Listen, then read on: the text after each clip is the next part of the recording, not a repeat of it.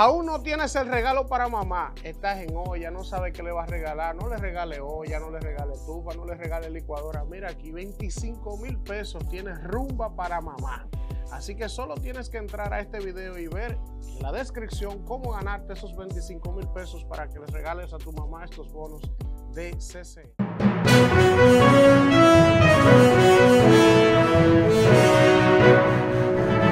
Regresamos en este rumbo de la mañana cuando son las 9:27 y tenemos otro invitado especial en el día de hoy. Se trata de nuestro hermano José Horacio Rodríguez, diputado actual y candidato nuevamente a la misma posición por la circunscripción 1 del distrito.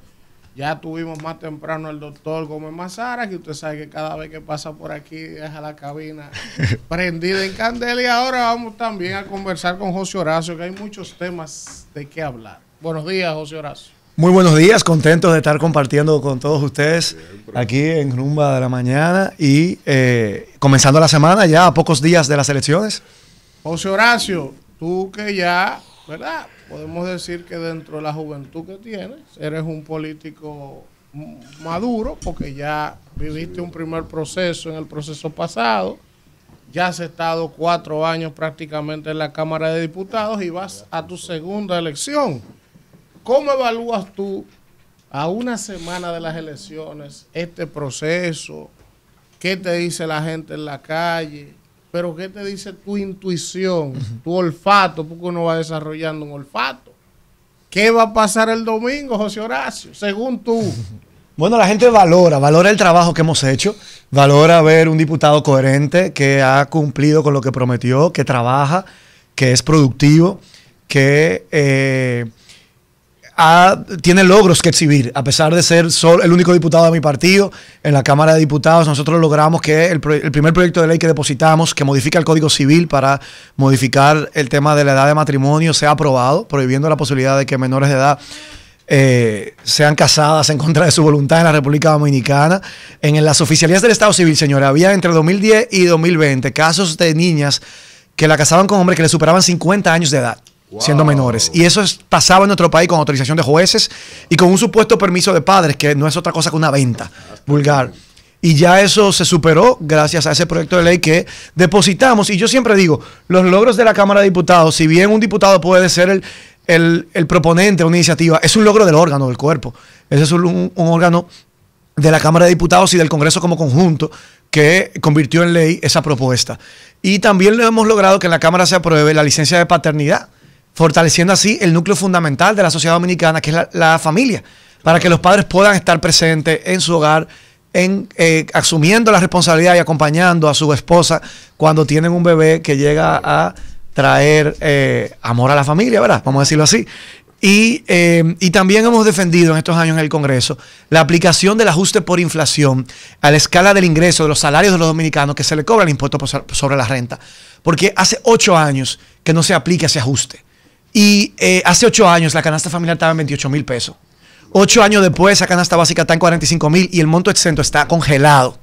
¿Y cómo se mantiene congelado? Porque se incluye en la Ley General de Presupuesto, a pesar de que el Código Tributario dice que se ajuste cada año a la inflación, en la Ley General de Presupuesto de cada año se incluye un artículo para que no se aplique ese ajuste. Y yo he propuesto en los últimos 2 años que ese artículo sea eliminado para que ese artículo se elimine y el ajuste se aplique. Esa medida va directamente también a favor de las familias para que sus ingresos les rindan un poco para más ante el aumento del costo de la vida. Claro. Y se ha tenido que votar esa eliminación de ese artículo. Y quiero saludar que mi colega diputado a mi lado, Elías Báez, la primera vez que sometí la eliminación de ese artículo, fue el único diputado de su bancada que favoreció esa medida. Y yo me paré y lo felicité en su curul porque dije, mira, yo sé que es una posición difícil cuando tú tienes que elegir votar entre, ¿verdad?, la posición de tu partido y la posición que favorecería a tus electores, a quienes te llevaron a ocupar esa curul. Y yo creo que Elías tuvo la valentía de hacerlo y lo celebro. Yo creo que necesitamos más diputados con niveles de independencia que puedan defender el interés de la ciudadanía cuando tienen que elegir, ¿verdad?, un interés particular de una cúpula partidaria o una cúpula gubernamental o empresarial y el interés de una ley que afecta a la ciudadanía. ponerse del lado de quien te llevó a ocupar ese asiento en el Congreso y recordar que la Constitución dice que los diputados y senadores no responden a mandato imperativo, sino que actúan siempre con el sagrado deber de representar al pueblo que los eligió, ante el cual deben rendir cuentas y cumplir a cabalidad ese artículo. Es mi compromiso como legislador de la República. Horacio, yo le he dado mucho seguimiento a tu carrera en el Congreso y en la cual me he identificado y me he sentido bien representada. ¿Qué le falta a José Horacio? O sea, en los próximos 4 años, ¿qué va a hacer José Horacio? Porque ha tenido 4 años de una labor intensa, pero ¿qué le falta? Y en cuanto a lo senatorial, sabemos que tú tienes una amistad muy cercana con Faride. ¿Dónde está tu sentimiento del voto, de lo que tú entiendes que va a pasar el domingo? ¿Guillermo o Omar? Bueno, en primer lugar, ¿verdad? Que tú me preguntabas, ¿qué le falta a José Horacio? Yo creo que más que José Horacio, a mí no me falta nada, gracias a Dios y a la vida. A mí, yo creo que le falta al Congreso. Al Congreso de la República le faltan legisladores productivos, le faltan legisladores que trabajen a tiempo completo, que tengan, lo que yo decía, niveles de independencia para poder fijar posiciones valientes cuando hay que fijarlas. Y sobre todo, yo he enfocado mi propuesta de agenda legislativa para el periodo 2024-2028 en enfocarme en darle al país aquellas leyes que están pendientes de aprobarse desde la proclamación de la Constitución del 2010, de crearse o adecuarse, y todavía están pendientes. Esas no son ideas propias de José Horacio, pero son, yo creo que los temas principales que el Congreso le debe dar al país. Una ley de fiscalización y control político del Congreso Nacional, para que el Congreso tenga las verdaderas herramientas para fiscalizar, que es una de sus principales funciones y que se hace muy poco. Una ley de participación ciudadana y mecanismos de control social, para que la ciudadanía tenga otras formas de participar en la toma de decisiones, más allá de ir a votar una vez cada 4 años. La ley de protección de víctimas y testigos de los procesos penales y de asistencia legal gratuita. Todas esas son leyes que la Constitución manda que deben existir y todavía no se han creado en 14 años que ha pasado. También está la ley para la protección, atención y reparación de la violencia hacia las mujeres. Eso no es una idea de José Horacio. La Constitución, en el artículo 39, en uno de sus párrafos, dice que el Congreso deberá legislar para garantizar eso. Y no se ha creado ninguna ley en ese sentido. Entonces, por eso te digo que mi compromiso en este nuevo periodo es enfocarme y centrarme en esos proyectos de ley que el Congreso tiene una deuda con el país de ser aprobados y todavía no han visto la luz. Y que yo creo que son importantes para fortalecer la calidad de la democracia y la institucionalidad en nuestro país. Y como tema principal ya propio, más allá de esos temas que están pendientes por la Constitución, es que yo le comentaba que hemos tratado de que se apruebe el ajuste por inflación que anualmente se debe hacer. Pero yo creo que lo que toca a esta altura ya es que por ley se establezca que el monto exento al impuesto sobre la renta, y si viene una reforma fiscal voy a promover eso, esté directamente atado al valor de la canasta básica. Para que si la canasta básica aumenta, el monto exento al impuesto sobre la renta vaya acorde con la canasta básica. Porque para mí es hasta inmoral que el Estado dominicano cargue con impuestos salarios que no alcanzan para cubrir la canasta básica familiar, mientras grandes sectores de nuestra economía están totalmente exentos, que generan miles de millones de pesos en ganancias al año, están exentos del pago de ningún impuesto sobre la renta. No pagan ni siquiera un porcentaje mínimo. Y un salario que no alcanza para cubrir la canasta básica sí tiene que pagar impuestos sobre la renta. Para mí eso es un diseño totalmente inmoral, que termina siendo que quien es rico sea más rico y quien es pobre sea más pobre. Y el Estado no debe promover eso. No me dijo si Guillermo. Ah, perdón, esa fue la primera pregunta. Sí. Sobre la segunda pregunta, bueno, yo soy Opción Democrática, tenemos una candidatura senatorial propia, que amigo de Elías, Eric Ortiz. Es brillante, pero tú sabes. Es brillante y ese es el candidato, obviamente, a senador que con mucho orgullo yo estoy respaldando. Sí, que sobre todo quiero decir algo, porque a veces nos han montado una campañita sucia, totalmente alejada de la realidad, que dice que Opción Democrática son comunistas. Mira, Eric Ortiz es un joven empresario emprendedor, que justamente centra sus propuestas legislativas en desmontar todas las trabas que tienen los emprendedores para poder emprender en la República Dominicana, generar riquezas y generar empleos. Y nosotros llevamos candidato a senador, que en el país nada más llevamos 2 candidatos a senadores propios. Somos un partido que está naciendo ahora. En Ocoa, Daris Estrella, que es una estrella, está sumamente talentosa, y Eric Ortiz, aquí en la capital, aquí en el Distrito Nacional, en la casilla 29. Y yo la verdad que lamento que el Congreso se va a perder una legisladora de la calidad de Faride, porque yo creo que es una de las legisladoras más productivas, más trabajadoras. Lo digo porque compartí con ella 2 comisiones bicamerales en estos 4 años. Sí, sí, sí. Tuvimos junto en la Comisión Bicameral de Ordenamiento Territorial que ella presidió y que le dio al país finalmente una ley de ordenamiento territorial que el país tenía más de 15 años esperando. Y también tuvimos junto en la Comisión Bicameral que estudió el Código Penal, que no se pudo aprobar, pero que la comisión rindió un informe. Y junto echamos pleito, como por ejemplo, quería ponerse un artículo para que los partidos políticos estuvieran exentos de responsabilidad penal. Y esa batalla la libramos juntos, Farideh, Antonio Tavera, Pedro Catrén y yo, para que no se excluyera ese privilegio a los partidos políticos. También se quería poner que los delitos de corrupción prescriban a los 10 años. Y nosotros abogábamos que fueran imprescriptibles. Farideh de la mano. Oye, me siguen habiendo puesto de acuerdo antes. Simplemente tenemos esa afinidad, tú sabes, de luchar por ese tema comunes. También Antonio Tavera, Pedro Catrén. ¿Quiénes estaban votando para que prescribiera a los 10 años? Ahí sí te El digo. status quo. Ahí sí te digo. Todo el status quo. Ahí sí te digo, que estaba en esa comisión bicameral. Habían algunos que querían que a los 10 años prescriba los delitos de corrupción. Sí. Creo que, verá, por Ese fue un incluso algunos debate temores de que puedan tener. Pero nosotros Porque ahí de la tiene que mano prescribir. luchamos por temas como esos, que yo creo que son muy importantes para el país. Al final se llegó a un punto medio. Bueno, el código no se aprobó, pero en el informe que se aprobó, ellos querían ponerle 10 años, nosotros que fuera imprescriptible, No, pero y hay se aprobó jurisprudencia, pero hay sentencia. punto medio de 20 años. No, pero hay jurisprudencia ya de la imprescriptibilidad. Y nosotros hicimos un informe diciente juntos. No, pero ya hay sentencia. Farideh, Tú estás oyendo la Antonio, vaina de este país, el Alfredo. diputado estás Santiago oyendo? Vilorio de Atomayor. Un grupo de políticos, de legisladores de este país, luchando porque los delitos de corrupción a los 10 años perimieran. El centro, Oye, y ellos luchando para que sean imprescriptibles. El centro y de llegaron control del a un Ejecutivo. censo, a un consenso de que se pusieran 20 años. Nosotros nos O sea, mantuvimos que firmes hasta el final. que se lleva 10.000 millones de pesos robados. Esconderse por 20 estar años. rezando para que a los 20 Bueno. años poder sacar a los hijos su fortuna. José Horacio, bien a vida. con Farideh, el senador Antonio Tavera, el diputado Santiago Vilorio de Atomayor, firmamos un informe disidente manteniendo la posición firme de que se mantenga imprescriptible, entre otros artículos que también ahí fijamos una posición José Horacio, disidente. tú fuiste la revelación del proceso electoral del 2020.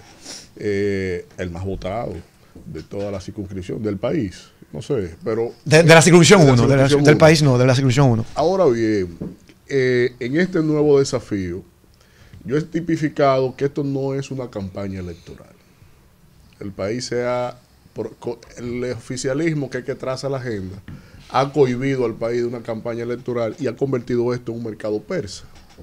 Y que el que tenga más, mueve más. Que no es diferente a cómo han sido los procesos anteriores, pero tú eres un ejemplo de que mediante esos planteamientos así, sí es posible edificar mayorías en la sociedad.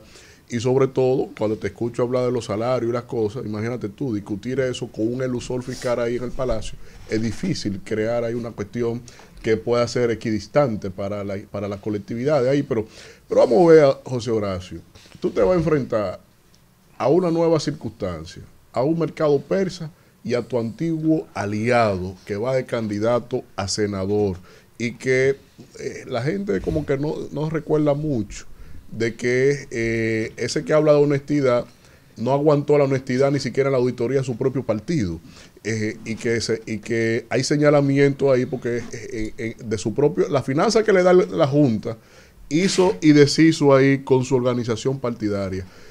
Tus proyecciones para el 19 de mayo. Mira, lo que tú describes es una verdadera batalla entre David y Goliat. Y así como en la Biblia David salió vencedor, nosotros no tenemos duda que el próximo domingo las urnas de la circunscripción número 1 del Distrito Nacional se van a llenar de votos color marrón como la tierra fértil de la República Dominicana, Así es. De gente que valora el trabajo de la buena política, de gente que quiere verse en el Congreso bien representada, de gente que valora una conducta coherente, seria, honesta, y además gente que respeta mucho quien hace política con principios, defendiendo lo que cree. Y defendiendo a la ciudadanía y a la población dominicana. Y la circunscripción 1 sabe votar bien. Y lo ha demostrado en el pasado y lo volverá a demostrar el próximo domingo en las urnas. Así que estamos apelando a ese voto consciente, a ese voto que no se vende, correcto, a ese voto que quiere un mejor país. Por eso hablamos de buena política, porque sumamos seguidores, sumamos militancia por las ideas que promovemos, por los valores que nos unen, por el trabajo bien hecho. Porque quienes creen en la buena política, quieren representantes que vayan a las posiciones de poder a defender sus intereses. Sus intereses como ciudadanía. No los intereses, ¿verdad?, particulares de quienes ocupan esas posiciones. Así que vamos a estar en la casilla 29, en la posición número 5, color marrón. Pueden visitar mis redes sociales, @JoseHoracioR. Pueden visitar mi página web, www.josehoracioR.com, donde pueden ver todas mis rendiciones de cuentas que he presentado cada año, cada mes de agosto. Están colgadas en mi página web y donde pueden ver mi propuesta amplia de agenda legislativa para el próximo periodo 2024-2028. Así que... Israel, José Horacio, Tenemos. en ocasión de tú ser reelecto, que esperemos que sea así, porque definitivamente estoy convencido de que has hecho una buena labor legislativa, y sobre todo frente a una inminente reforma de carácter fiscal, que esperemos que sea una reforma fiscal integral, ¿qué opinión te merece, primero, el ponerle límites al endeudamiento, no desde el punto de vista del Producto Interno Bruto, sino de las recaudaciones reales del ingreso corriente del Estado, número uno? Número dos, desde el punto de vista de ponerle un tope al gasto público en ocasión de la inversión mínima que se debe hacer en gasto de infraestructura y en gasto corriente. Y finalmente, tú que eres un promotor del empleo, en República Dominicana se está dando un fenómeno, y que el Banco Central, el Ministerio de Economía, Planificación y Desarrollo así lo compilan. Ellos están registrando el pasar de la formalidad a la informalidad como parte del empleo. Sobre todo de que real y efectivamente el empleo formal en República Dominicana ha decrecido. Entonces, a mí me gustaría, ¿qué propuesta tú tienes para resolver en ocasión del tema del empleo? Mira, es sumamente interesante todos esos temas, que es para mí una de las razones por las cuales quiero ser parte del próximo Congreso, para poder analizar y discutir de forma integral todos estos temas. Una reforma fiscal no debe verse simplemente como un aumento de impuestos, que ha sido la tradición en nuestro país. Una reforma fiscal debe analizar todo lo que tiene que ver con el gasto público, con la calidad del gasto, todo el tema de las recaudaciones, lo que tú estableciste, Israel, de los topes al endeudamiento público en función de la capacidad de recaudación que tenemos. Tú sabes que a mí me preocupa muchísimo que nosotros tenemos muchas de esas regulaciones que ya existen y no se cumplen. La ley de crédito público actual prohíbe, por ejemplo, que se tome financiamiento, que se tome prestado, que se asuma deuda para pagar gasto corriente. Y aquí se ha estado tomando prestado para cubrir y pagar gasto corriente. Entonces tú puedes poner en la ley todas estas regulaciones que tú me estás planteando y todos estos límites, y no hay luego ninguna garantía de que luego esa ley se cumpla. O sea, por eso hace falta un compromiso político con garantizar estabilidad aquí en este país. Ahora mismo, un 20%, uno de cada 5 pesos que se recaudan, van para pagar los intereses de la deuda en el presupuesto actual. Y eso ha ido un aumento sustancial, a pesar de que se quiere decir que no, que como porcentaje del PIB la deuda ha disminuido, como porcentaje del presupuesto público la deuda ha aumentado.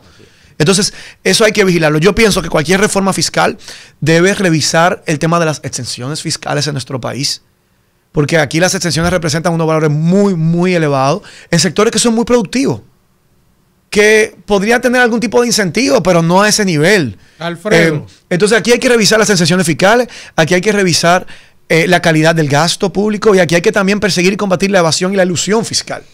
Porque no podemos seguir cargando, aquí siempre se ha apostado a terminar cargando las capas medias que ya están ahogadas de impuestos. A los sectores más bajos tú no tienes cómo cobrarle porque no ganan lo suficiente, y los sectores más ricos se agencian leyes de incentivos fiscales que le permiten eludir o no tener que pagar impuestos. Entonces, por eso es muy importante que cuando vayamos a discutir esa reforma se escuchen todas las voces y todos los sectores de la sociedad dominicana. Bueno, ay Dios mío, reforma de... No se escucha una sola campana. Por eso se necesita el contrapeso en el Congreso. Exactamente, un Congreso plural, equilibrado. Sí, Alfredo, si va de un solo lado, que no sea un quiere sello contrapeso. gomígrafo. El oficialismo no quiere contrapeso. Pero la ciudadanía Eso ha depende ido de la aprendiendo a ciudadanía. fragmentar. José Horacio, tú dices que la ciudadanía está aprendiendo y que el dominicano vota aquí en el Distrito Nacional.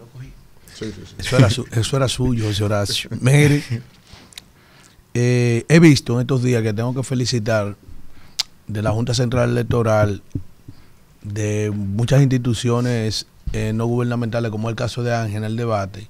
Este fin de semana salió una promoción de la Junta, Vaya y Vote, vi una serie de talentos de la comunicación, como el caso de nuestro compañero Elvis Castillo, que bien nos representó ahí. Vi una serie de personalidades que han hecho un esfuerzo grande llamando a la gente a que salga a votar. Vi el mismo presidente de la Junta Central Electoral que estaba en la calle, vaya y vote. José Horacio, yo tengo una preocupación muy grande. Tú sabes que una de las mayores concentraciones está entre el Distrito Nacional completo y el Gran Santo Domingo. ¿Tú crees que la gente va a salir a votar? ¿Tú crees que este esfuerzo que se está haciendo por revertir estos altos niveles de abstención que estamos registrando en las últimas elecciones, porque la gente cree que solamente fue ahora, pero ya en las elecciones pasadas, bueno, propio por la pandemia, ¿tú crees que se podrá revertir? ¿Tú crees que la gente ahora mismo, esa gente de la clase media y clase alta de la capital que se niega los días de las elecciones de salir de la comodidad de su hogar y a ir a votar, ¿tú crees que esta vez en estas elecciones voten? Yo creo que nosotros tenemos que ser, quienes somos candidatos, nosotros por ejemplo como partido emergente, ser capaces de darles razones para ir a votar, de generar entusiasmo, de despertar esperanza. Si lo logramos, la gente sale a votar. ¿Tú crees que la gente vaya a votar? Estamos a 5 días de las elecciones. Ese trabajo. Yo creo que, si me preguntas, sí, creo que el gobierno prefiere que vote menos cantidad de gente, porque claro, tiene un voto seguro. Sí, claro. Y el voto que no tiene seguro es ese voto independiente que quizás se queda en su casa. Entonces, y se ha apostado mucho a generar una sensación como de que ya ganaron, de imagen, que de que ya te han ganado, como que no hay motivos para ir a votar, pero sí hay motivos de sobra para ir a votar. Porque además, no solo está en juego la presidencia de la República, está en juego el poder legislativo, que es tan importante para la vida nacional como lo es el poder ejecutivo. Porque recordemos, señor, que el poder ejecutivo no puede tomar un préstamo, no puede aprobar, implementar un contrato, no puede aprobar una ley si el poder legislativo no lo autoriza a hacerlo. Y el poder legislativo está conformado por esos representantes del pueblo para asegurarse que las cosas marchen bien, que lo que viene del gobierno se esté haciendo bien y sea a favor del interés nacional. Entonces, es importantísimo tener un poder legislativo capaz, productivo, eficiente, equilibrado, plural, diverso, para que pueda hacer ese trabajo tan necesario en una democracia de fiscalización y de control. Elías, la última. Bien. La última. Bueno, José Horacio. El micrófono No, lo que pasa es que los hombres hablamos así. Los hombres hablamos así. Los hombres. Lineal, mire, lineal. Los hombres, que están definidos. Los hombres, sí. Obligofónicamente. Yo estoy dudoso. Te echaré de menos, Elías, en el próximo periodo. Yo estoy como el plátano cuando no Elías, está maduro, vamos, está verde. para Yo estoy allá. zarazo. Eso No olvídese de él. Yo estoy como el plátano cuando no está verde ni Como dice maduro. Luis. Así que yo estoy zarazo. Mira, Atienda. te felicito por tu postura que has tenido en el Congreso.